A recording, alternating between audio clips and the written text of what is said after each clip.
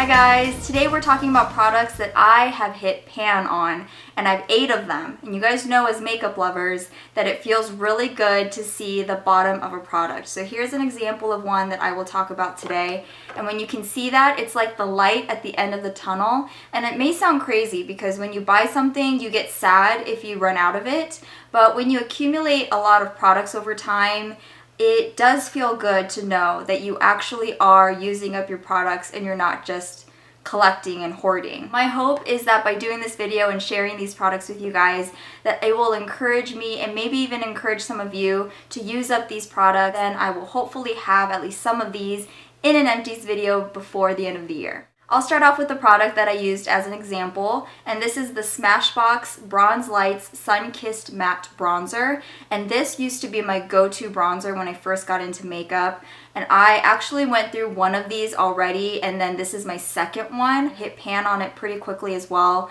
And now it's just sitting here. I have tried so many other different bronzers, and this one is a lot warmer than the other ones I have in my collection, so that's why I haven't been using it that much. I do prefer the cooler tones, especially to contour. I do not use this to contour anymore. I'm also not tanning like I used to. I don't go out in the sun, and therefore putting on bronzer to me seems a little weird, and that's why I haven't been using it. So I need to somehow incorporate this into my routine, and that's going to be my goal for the next month. Another bronzer that I hit pan on is Benefit's Hoola. I really love this powder for contouring as well as bronzing up the face, and it's not the coolest shade in the world for contouring, but I think it's neutral enough for my skin tone where it doesn't look muddy on my cheeks.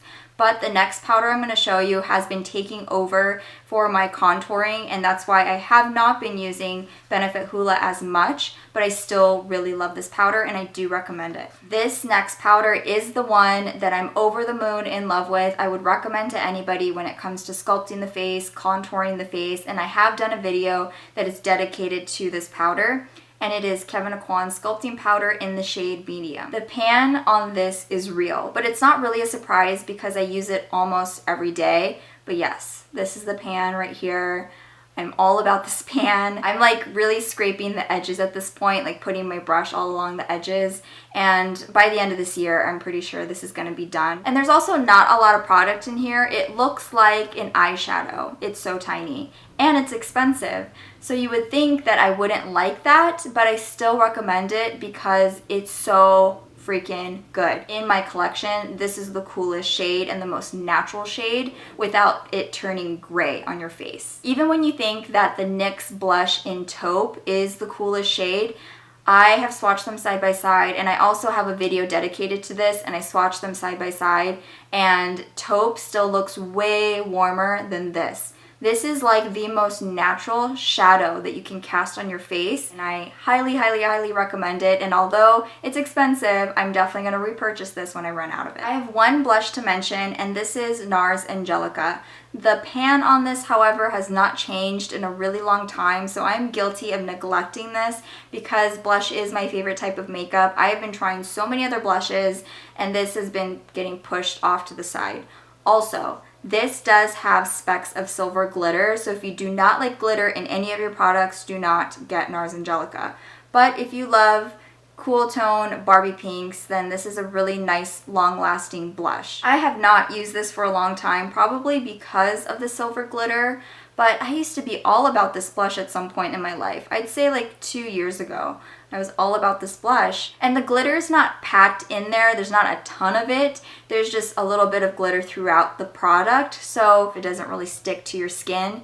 But if you just don't like silver glitter in your products, I wouldn't recommend it. Otherwise, I do like this blush. So I'm going to pull it out again and use it this week. I'm telling myself I'm going to be using it this week because this needs to get used up for sure. And now for a face powder that I'm gonna put up there with the Kevyn Aucoin Sculpting Powder for me. Like, that's how much I love it. And it's also pretty pricey. So I'm saying it's expensive but worth it. And I'm putting it up there with Kevyn Aucoin.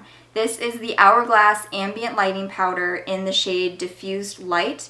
The pan on this is also pretty good, and when I run out of this, I already know I'm going to repurchase it. It's a soft pale yellow powder that I love putting under my eyes. It really brightens up my face and it looks so much more awake than if I was going without it. When I'm putting on my makeup in the morning, if I put powder on this side and I have yet to put powder on this side, I can see a difference. It looks so much more awake on the right side of my face because of this powder. And then I also put a little bit up on my forehead, just like in the middle, and then down my nose to balance everything out. The thing about these ambient lighting powders is that they're supposed to mimic a type of lighting on your skin. You have radiant light, dim light. It just depends on what you need for your skin in different areas of your face as well. If you want to try it out, I do recommend just kind of testing them out in stores, also reading up on them and seeing which powder does what to your face, and kind of go from there. And my go-to powder for all over the face to set my foundation, as you know, is the Neutrogena Shine Control Powder. This is the only face powder I use to set my foundation, so of course the pan on this is going to be pretty severe, and it has also grown since the last time I've shown it, and it's only probably been a few weeks. This is my favorite face powder. It's from the drugstore, which is awesome because I go through this like crazy. I also already have 3 or 4 backups of this in my drawer. I know that sounds really crazy, but they were on sale, so I figured, well, why not? Because this is the only powder I use, and I go through it pretty fast. Love, love, love this powder. It's a translucent powder that mattifies my skin.